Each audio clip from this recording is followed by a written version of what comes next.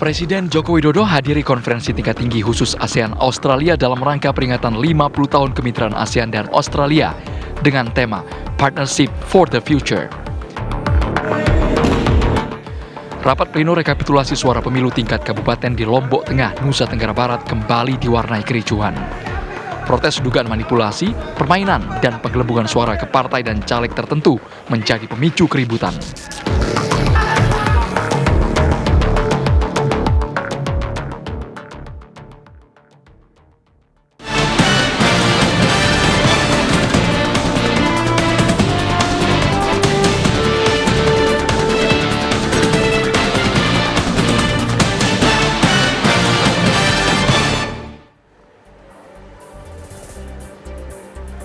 Halo, selamat siang pemirsa. Kabar Pemilu kembali hadir menemani Anda selama 1 jam ke depan, tentunya dengan kabar seputar Pemilu 2024. Saya Tisa Noveni, inilah kabar Pemilu selengkapnya untuk Anda. Informasi pertama pemirsa, kita awali dengan informasi mengenai di tengah kontroversi wacana hak angket di parlemen, pernyataan Ketua DPR RI Puan Maharani justru memberi ketenangan dan nuansa damai pasca pemilu 2024 lalu. Sebagai politisi PDI Perjuangan, Puan justru menghimbau agar para peserta pemilu siap menang dan juga siap untuk kalah.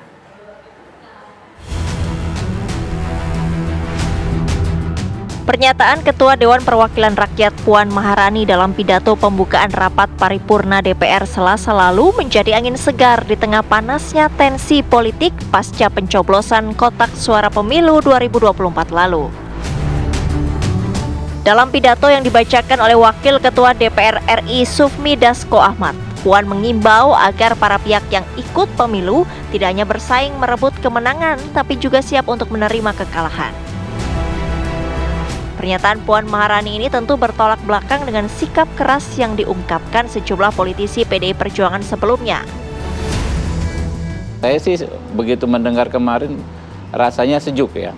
Namanya kontestasi kan wajar ya, panas ya, ada yang interupsi kayak kemarin Mbak Lulu dan lain sebagainya, bahwa ini pemilu paling brutal. Tapi di sisi lain kami juga mendapat masukan dari masyarakat juga yang sebaliknya, misalnya wah ini sikap sikap yang paling brutal dari orang yang merasa kalah, misalnya dengan menuduh tanpa bukti dan lain. Itu ditengahi dengan ya kembali lagi ke pidatonya Ibu Puan. Jadi kata-katanya sejuk gitu ya Bang? Iya, kalau saya lihat Ibu Puan, saya ini teringat senior saya orang Sumatera Selatan, Pak Taufik Kimas, kebetulan orang tua beliau. Pak Taufik Kimas itu di masa hidupnya berpolitik nggak kerasa partainya. Ya, okay. Beliau tuh mengayomi semua. Nah, inilah yang saya lihat sekarang di Ibu Puan. Sementara politisi dari Nasdem Taufik Basari juga mengapresiasi pernyataan Puan di tengah memanasnya tensi politik.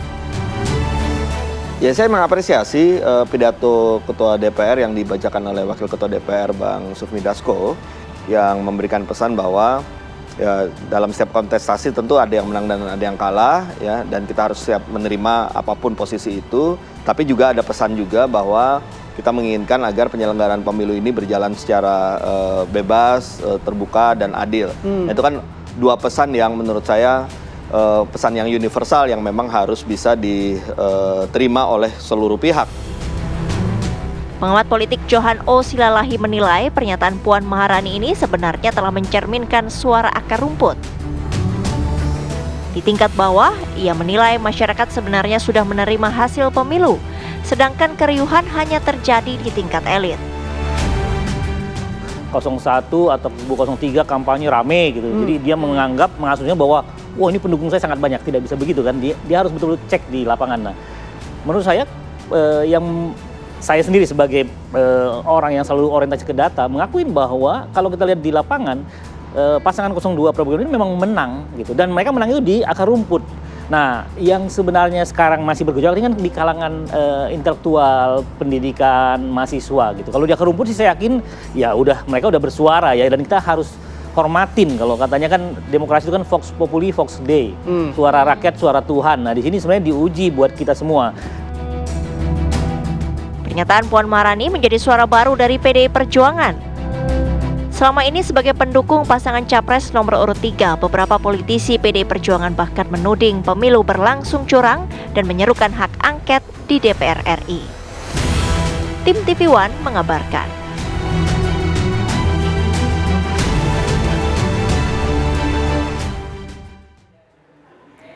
3 minggu pasca pemilu 2024, aroma retaknya koalisi pendukung calon presiden nomor urut 1 dan 3 mulai tercium. Bahkan 2 partai pendukung koalisi, yakni P3 dan Partai Nasdem, berpotensi besar untuk berbalik arah ke koalisi Indonesia Maju untuk mendukung Prabowo Subianto dan Gibran Rakabuming Raka.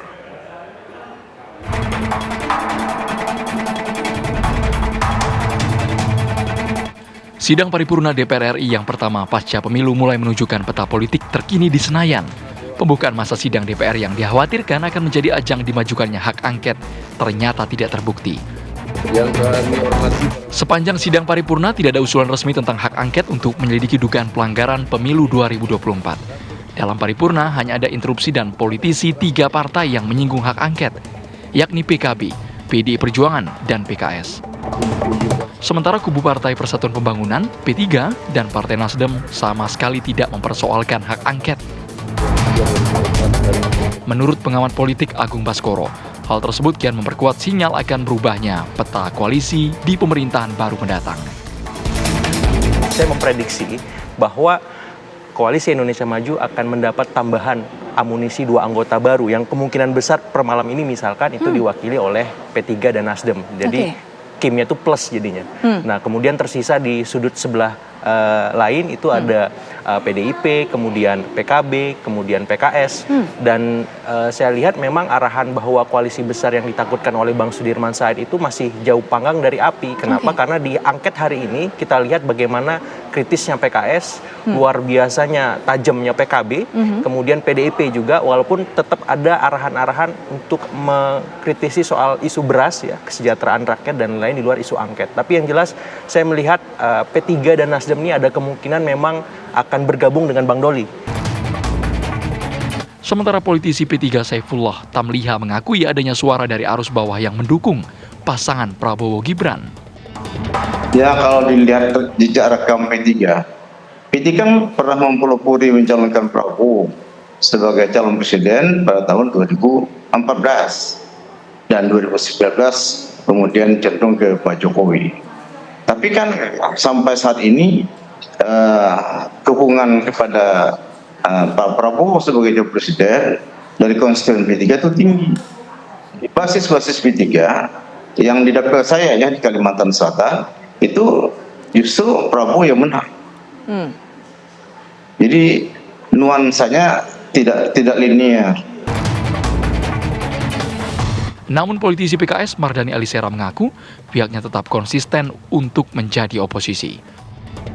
Kita ini kan bukan sebagai pencari kekuasaan, tapi kekuasaan kita gunakan untuk membangun bangsa. Menjadi oposisi juga bagian dari membangun bangsa, karena menjaga agar demokrasi kita sehat, ada check and balance, ada yang kontrol. Kalau semuanya bergabung, apa kata dunia? Begitu. Sebaliknya, politisi Partai Golkar Ahmad Doli Kurnia mengaku kubu Koalisi Indonesia Maju terbuka untuk rekan koalisi baru. Kemarin pada saat penyataan pidato setelah hasil quick count, kan Pak Prabowo mengajak membuka diri, ya. Bahkan sebelumnya kalau saya terpilih jadi presiden dan Mas Gibran jadi wakil presiden, saya akan mengajak kawan-kawan 01 dan 03. Nah, itu kan sebenarnya sinyal bahwa memang koalisi ini Pak Prabowo memerlukan kebersamaan kita, persatuan kita gitu. Jadi makin banyak yang mendukung pemerintahan ini 5 tahun ke depan, saya kira makin bagus, makin banyak program yang dijalankan. Meski pemenang resmi Pilpres 2024 belum diumumkan, manuver partai politik dipastikan akan semakin gencar hingga dilantiknya presiden baru pada Oktober 2024 mendatang. Tim TV One mengabarkan. Partai Gerindra menggelar rapat koordinasi antar internal partai secara tertutup di Hotel Dharma Wangsa, Jakarta Selatan. Rapat internal ini dihadiri langsung oleh Ketua Umum Partai Gerindra, Prabowo Subianto, yang juga merupakan calon presiden nomor urut 2. Sekjen Partai Gerindra, Ahmad Muzani, mengatakan selama acara, Prabowo memberikan apresiasi untuk seluruh kader Partai Gerindra. Kendati sudah unggul sementara dalam real count di KPU, Prabowo meminta semua pihak untuk tetap menunggu hasil final yang akan diumumkan secara resmi oleh KPU. Ya, alhamdulillah kita tunggu keputusan final ya. Oke. Ya. Hari ini kan bertemu dengan Mas AHY ya, ngomongin apa sih Pak? Ya, kita. Ya kalau misalnya menanggapi dari hasil real count KPU, Bapak paling unggul gimana nih Pak? Tanggapannya Pak? Apa? Paling unggul 58,82 Pak. Ya, alhamdulillah kita tunggu keputusan final ya. Iya Pak. Oke. Ya. Presiden Joko Widodo saat ini sedang menghadiri konferensi tingkat tinggi ASEAN Australia di Melbourne. Informasinya pemirsa akan disampaikan langsung oleh rekan kami Sinta Puspitasari usai jeda berikut.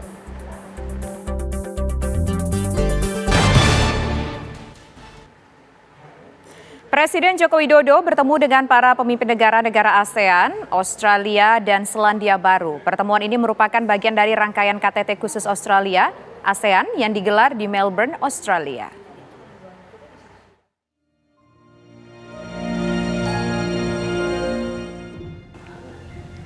Presiden Joko Widodo menghadiri resepsi yang digelar Perdana Menteri Australia Anthony Albanese. Resepsi dalam rangka KTT khusus ASEAN Australia ini digelar di Melbourne Convention and Exhibition Centre, Melbourne, Australia pada Selasa malam. Presiden Jokowi yang tiba di lokasi sekitar pukul 17 waktu setempat disambut langsung oleh Perdana Menteri Australia. Selanjutnya, Presiden Jokowi bersama para pemimpin negara lainnya melakukan sesi foto bersama. Tampak Presiden Joko Widodo berdiri di antara Perdana Menteri Laos Sonexay Siphandone dan Sultan Brunei Darussalam Hassanal Bolkiah. Setelah sesi foto bersama, para pemimpin negara-negara ASEAN dan Australia ini menyaksikan pertunjukan tradisional masyarakat adat.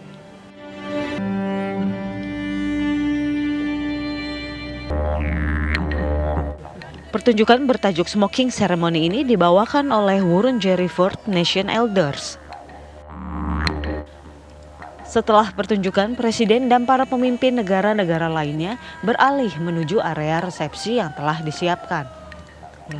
Turut mendampingi Presiden dalam KTT ASEAN Australia kali ini adalah Menko Perekonomian Airlangga Hartarto, Menteri Luar Negeri Retno Marsudi, Menteri Sekretaris Negara Pratikno, serta Menteri PUPR Basuki Hadi Mulyono. Tim TV One mengabarkan. KTT khusus ASEAN di Melbourne, Australia, pemirsa berlangsung 4 hingga 6 Maret 2024. Untuk mengetahui apa saja agenda Presiden Joko Widodo dalam KTT khusus ASEAN ini, pemirsa, kita langsung bergabung dengan rekan kami ada Sinta Puspitasari. Silakan Sinta. Ya, selamat siang Jakarta, selamat sore waktu Melbourne, Australia. Tisa, ini adalah memasuki hari ketiga KTT ASEAN Australia yang berlangsung sejak tanggal 4 sampai tanggal 6 Maret 2024. Kalau kita melihat sedikit ke belakang, pada tanggal 4 Maret 2024, di mana sejak pagi hari seluruh warga negara Indonesia mereka sangat antusias sekali berkumpul untuk menunggu kedatangan Presiden Republik Indonesia Joko Widodo di tempat bermalam di kawasan Park Hyatt. Mereka berkumpul sejak pagi hari sampai menunggu malam Presiden tiba dari Airport Melbourne menuju ke kawasan Park Hyatt. Di sana Presiden disambut oleh warga negara Indonesia dan juga mereka melakukan foto sesi bersama. Lalu ketika Presiden turun dari mobil, lagu Indonesia Raya dikumandangkan. Dan banyak warga yang meminta untuk foto bersama dengan Presiden Joko Widodo karena ini adalah kunjungan terakhir Presiden Joko Widodo di ujung kepemimpinannya sebagai Presiden Republik Indonesia. Tisa, pada hari kedua 5 Maret 2024 Presiden Joko Widodo datang ke Melbourne Exhibition Center di kawasan South Bank untuk melakukan pertemuan dengan Perdana Menteri Anthony Albanese dan juga oleh seluruh kepala negara ASEAN yang ikut dalam pertemuan KTT ASEAN Australia. Presiden Joko Widodo menyampaikan 4 poin utama itu untuk memperkuat kerjasama bilateral kepada Perdana Menteri Australia Anthony Albanese dalam rangka untuk meningkatkan hubungan bilateral diplomatik yang berlangsung selama 75 tahun hubungan Indonesia dan juga Australia. Berlangsung di Melbourne Convention dan Exhibition Center. Pertemuan dalam KTT ASEAN Australia, Presiden Joko Widodo menggarisi 4 poin yang memperkuat kerjasama strategi di kawasan Indo-Pasifik.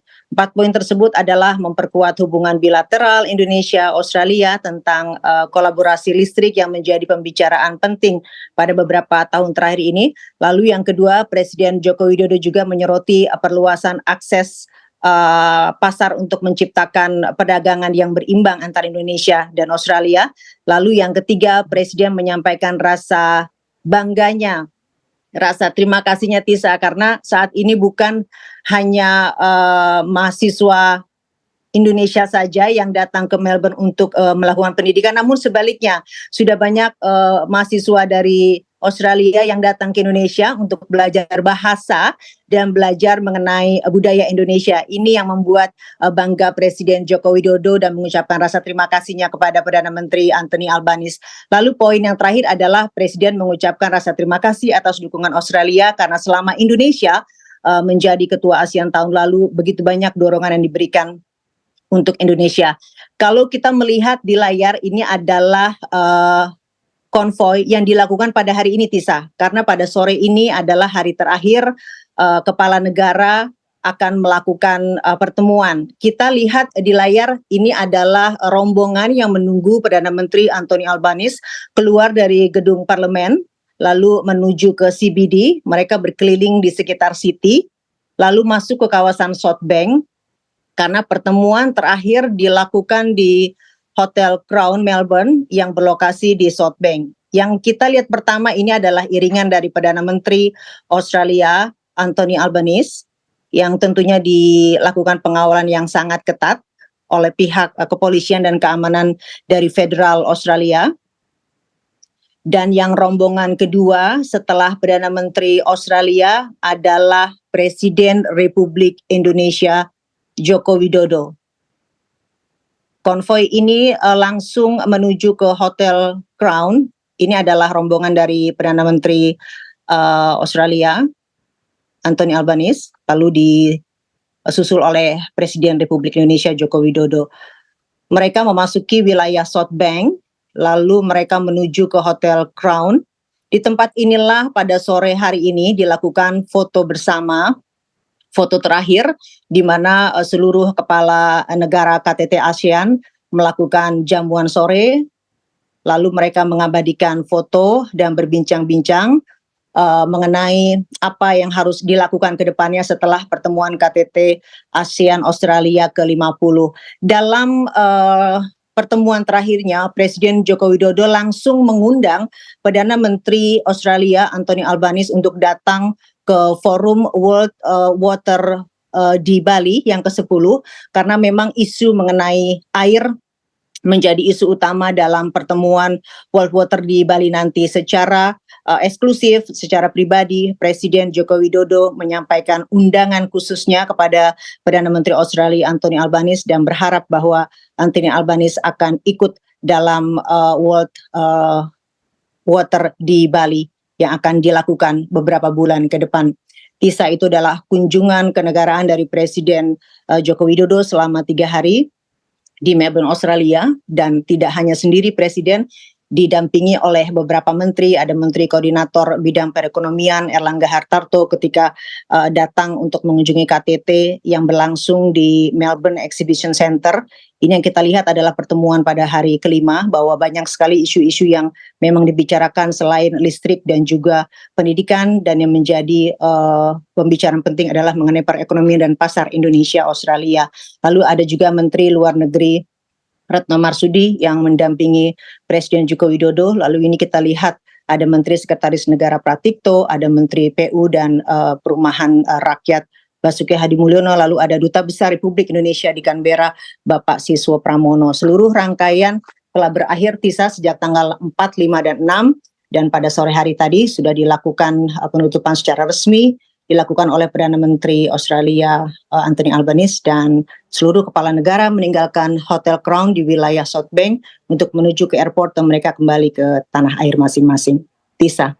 Baik, terima kasih Sinta Puspitasari atas laporan Anda langsung dari Melbourne, Australia.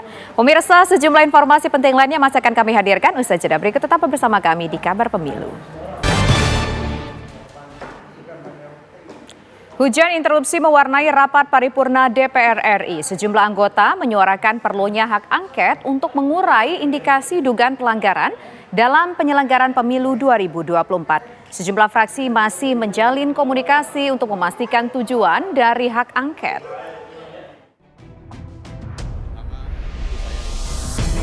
...164 dari 575 anggota Dewan Perwakilan Rakyat RI mengikuti rapat paripurna masa persidangan tahun 2023-2024. Agenda rapat yang semula hanya mendengarkan pidato pimpinan dan pelantikan pengganti antar waktu anggota DPR, nyatanya juga diwarnai hujan interupsi. Sebagian besar interupsi menyinggung soal hak angket yang berhubungan dengan dugaan pelanggaran pemilu. Interupsi muncul dari anggota DPR yang berasal dari Partai Koalisi Perubahan seperti PKS dan PKB. Politisi PKB, Yanuar Prihatin menjelaskan fraksi PKB masih terus menjalin komunikasi dengan fraksi lain. Menurutnya, hak angket tidak mengarah pada pemakzulan Presiden. Ya, PKB solid, Mbak. Ya, PKB sejak awal kan sudah berpandangan bahwa hak angket ini adalah bagian dari konstitusional hak-hak DPR yang bisa kita teruskan.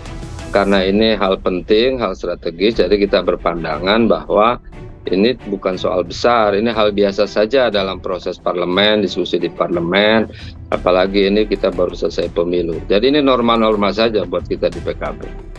Ya, sementara ini kan komunikasi terus berjalan. Komunikasi itu tentu saja kita perlukan supaya yang tadi disampaikan Pak Herman Hoeron di rapat paripurna juga kita clearkan juga bahwa hak angket tidak serta-merta soal hak angket, tapi ini apa topiknya, apa isunya, apa arahnya, apa tujuannya. Tentu ini yang begini-gini kan memerlukan diskusi, memerlukan istilahnya pendalaman dan seterusnya, supaya kita nggak salah paham dengan hak angket ini. Karena di luaran kan beredar hal-hal yang aneh-aneh, pemakzulan presiden lah, menolak hasil pemilu dan seterusnya. Ini kan jadi liar di luar, kira-kira gitu. Sementara, menurut politisi Demokrat Herman Hoeron, tujuan dari hak angket belum jelas. Menurutnya, jika untuk membongkar pelanggaran pemilu, maka cukup dengan Bawaslu. Bahwa sampai saat ini kan belum jelas tujuannya apa, objek and subjeknya apa. Oke. Kan semestinya hak angket itu jelas. Inilah objeknya, inilah subjeknya. Inilah tahapan-tahapan untuk mencapai apa yang dituju. Dan jangan kemudian bahwa hak angket hanya mengeneralisir terhadap persoalan pemilu. Bahkan kemudian ini menjadi isu-isu yang mendegradasi terhadap suara rakyat. Ini kan realitasnya 60% ini kan mendukung Pak Prabowo, ya. Dan saya juga melihat di wilayah saya, di TPS saya, di daerah saya, tidak ada kecurangan itu, dan itu murni adalah suara rakyat gitu. Nah, kalau kemudian dipersoalkan dengan membangun opini, dengan membangun wacana, kemudian seolah-olah angket sudah memiliki data yang kuat, data yang valid, yang ini bisa untuk mempersoalkan secara politik. Nah, ini kan belum jelas gitu. Nah, kalau belum jelas, jangan membangun opini dan wacana yang mendegradasi suara rakyat gitu. Sementara pengamat politik M. Kodari menilai wacana hak angket yang disampaikan oleh Parpol Koalisi Perubahan masih menunggu sikap dari fraksi PDI Perjuangan. Namun, menurut Kodari, terdapat dinamika di dalam PDI Perjuangan dalam menyikapi hak angket. tiga partai yang notabene tergabung di pasangan 01, yaitu PKB, Nasdem, dan PKS, mereka sudah mengeluarkan pernyataan bersama yang diwakili oleh sekjen masing-masing yang kira-kira poinnya itu adalah menunggu pergerakan dari PDI Perjuangan sebagai fraksi yang paling besar di DPR ya, dan notabene memang lontaran pertama mengenai hak angket ini kan datang dari kandidat yang diusung oleh PDIP, yaitu Mas Ganjar. Jadi sebetulnya kita harus menunggu pergerakan dari PDI Perjuangan, dan pada hari ini buat saya pergerakan dari PDI Perjuangan itu walaupun ada ya, itu statusnya bukan gelombang besar ya, apalagi tsunami, lebih kepada riak-riak kecil lah, katakanlah begitu. Nah, hemat saya juga sebetulnya di PDI Perjuangan sendiri juga ada dinamika sikap politik antar berbagai macam faksi yang ada di dalamnya. Akankah instrumen yang dimiliki DPR ini bakal digunakan untuk menjawab kecurigaan dan praduga dalam Pesta Demokrasi 2024? Tim TV One mengabarkan. Lantas bagaimana jalannya rekapitulasi suara di KPU hari ini? Pemirsa, kami bergabung dengan reporter TV One, ada Tisha Laura. Silakan dengan laporan Anda, Laura.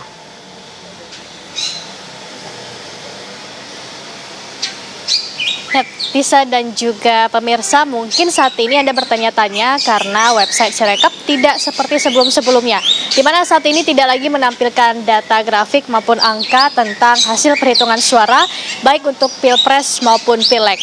Kami belum mendapatkan informasi resmi atau pernyataan terbaru dari KPU tentang penghentian Sirekap sementara ini, namun kalau kita lihat dari pernyataan Komisioner KPU atau Idam Holik pada tanggal 4 Maret 2024, yang mana Idam Holik menyatakan tentang penghentian Sirekap ini disebabkan karena tingkat kekeliruan di website Sirekap ini sangat tinggi antara lembar C1 dan membaca data untuk dikonversi, sehingga hal ini menyebabkan polemik bagi publik, menyebabkan kesalahpahaman bagi masyarakat Indonesia. Hal inilah yang menjadi penyebab saat ini Sirekap dihentikan sementara.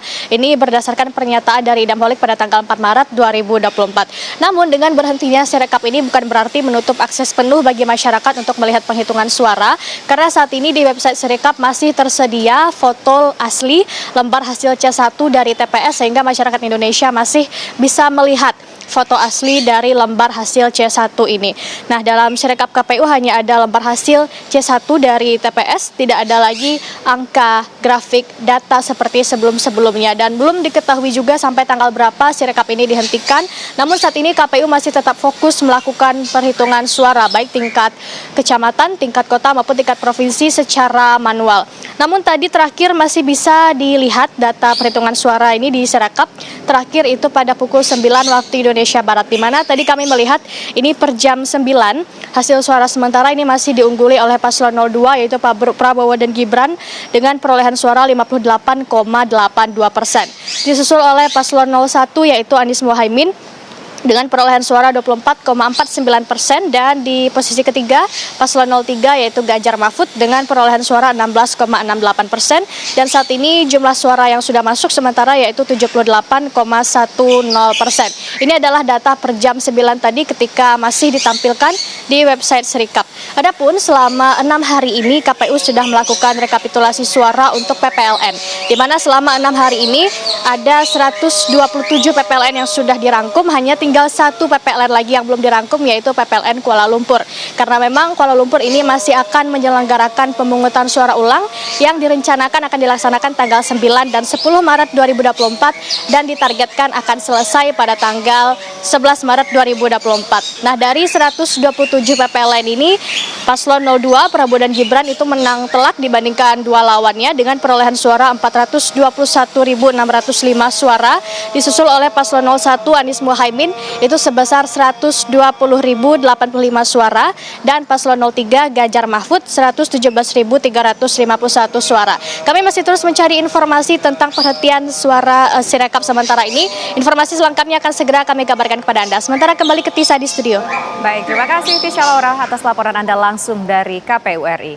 Pemirsa, sejumlah informasi penting lainnya masih akan kami hadirkan. Usai jeda berikut, tetaplah bersama kami di Kabar Pemilu. Wacana hak angket pemilu terus bergulir. Bahkan dalam sidang paripurna DPR, sejumlah fraksi mengusulkan hak angket segera digulirkan. Meski demikian, pemirsa, hak angket tidak akan mempengaruhi hasil pemilu.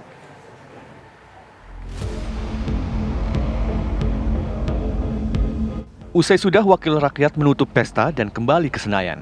Panasnya duel merebut hati selama pemilu 14 Februari lalu pun kental terasa di hari perdana anggota DPR berkantor. Dan topik hangat yang ditunggu adalah hak angket pemilu.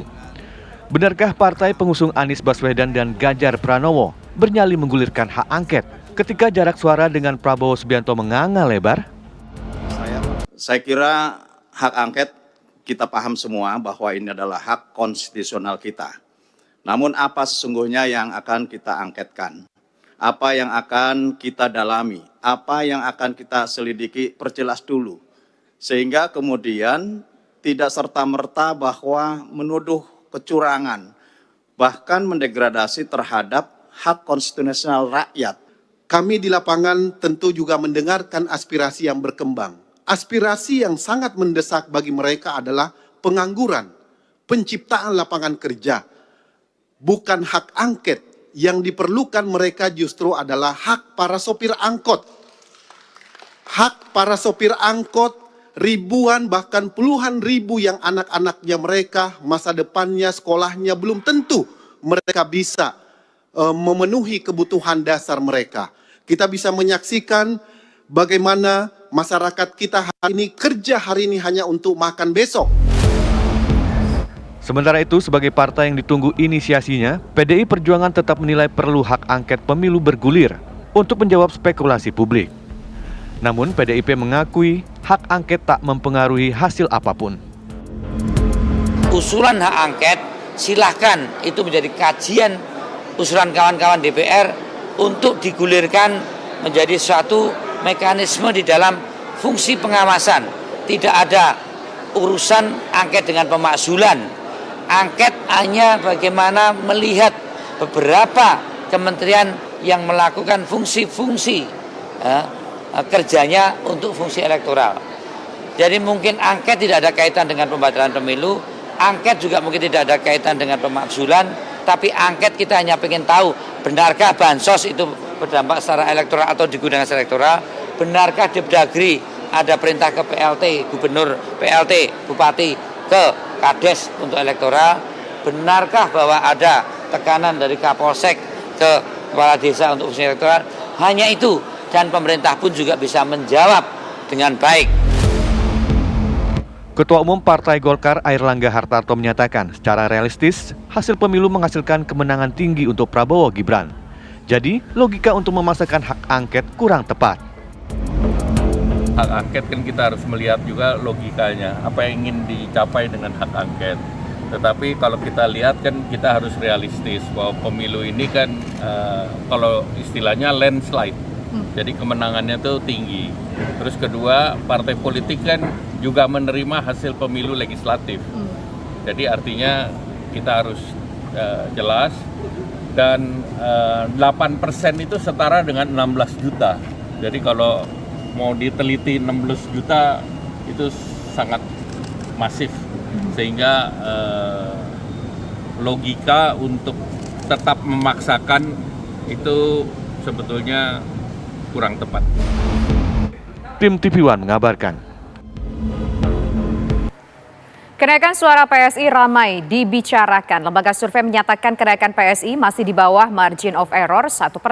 KPU pun menepis adanya kecurangan dalam perhitungan suara pada real count.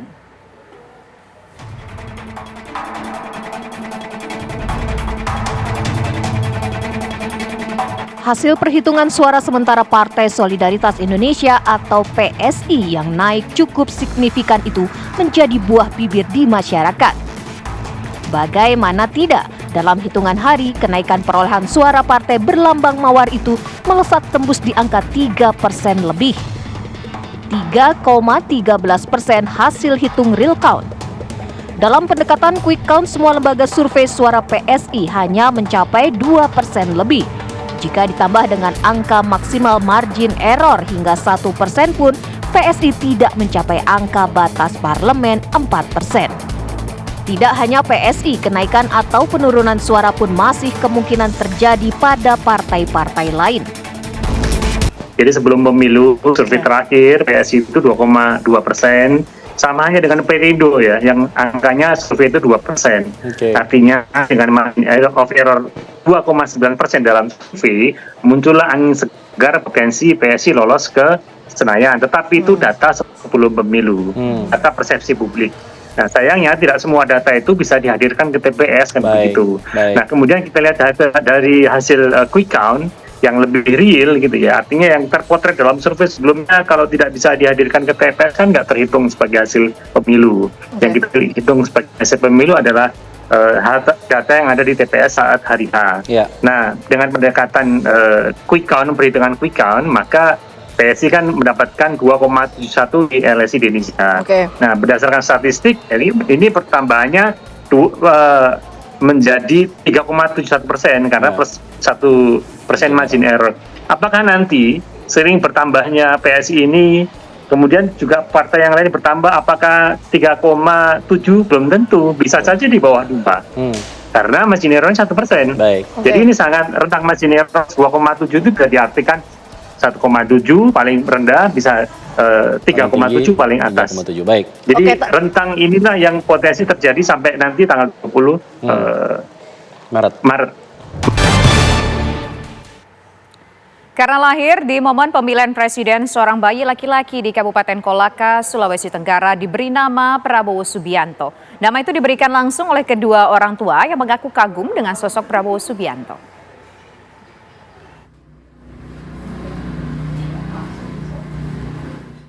Seorang bayi laki-laki yang lahir di musim pemilu kali ini diberi nama Prabowo Subianto oleh kedua orang tuanya.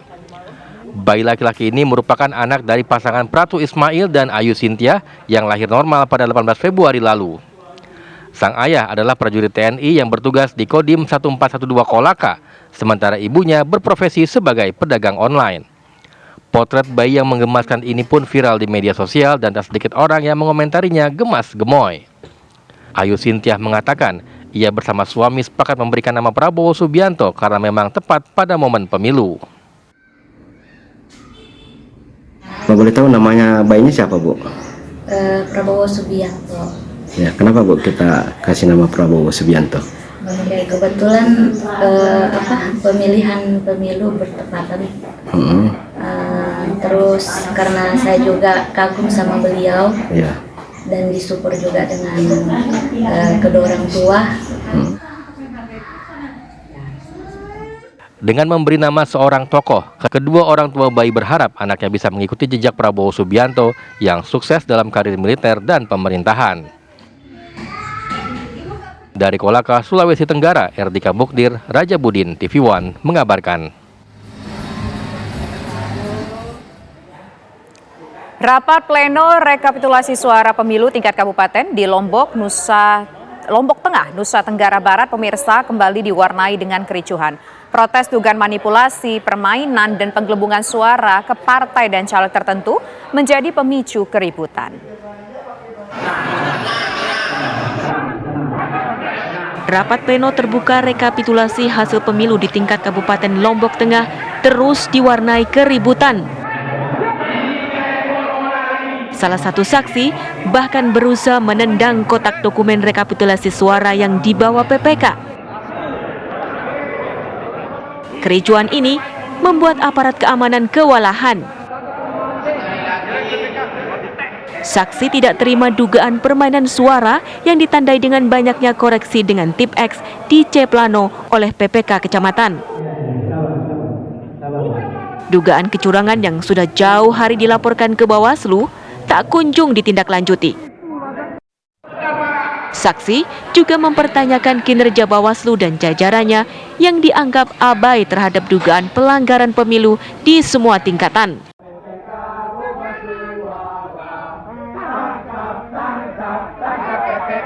Bahkan karena apatis atas kinerja para penyelenggara pemilu, para saksi ini menggelar aksi yel-yel sebagai bentuk ketidakpercayaan terhadap hasil pemilu.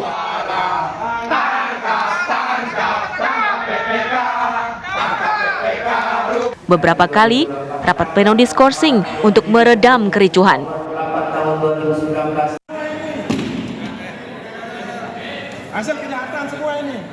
Kericuhan kembali berlanjut saat skorsing dibuka.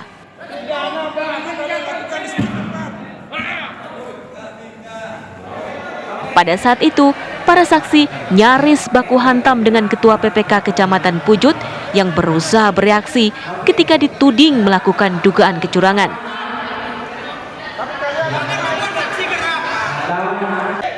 Meski kericuhan terus terjadi, KPU Lombok Tengah akhirnya mengesahkan hasil rapat pleno tingkat kabupaten.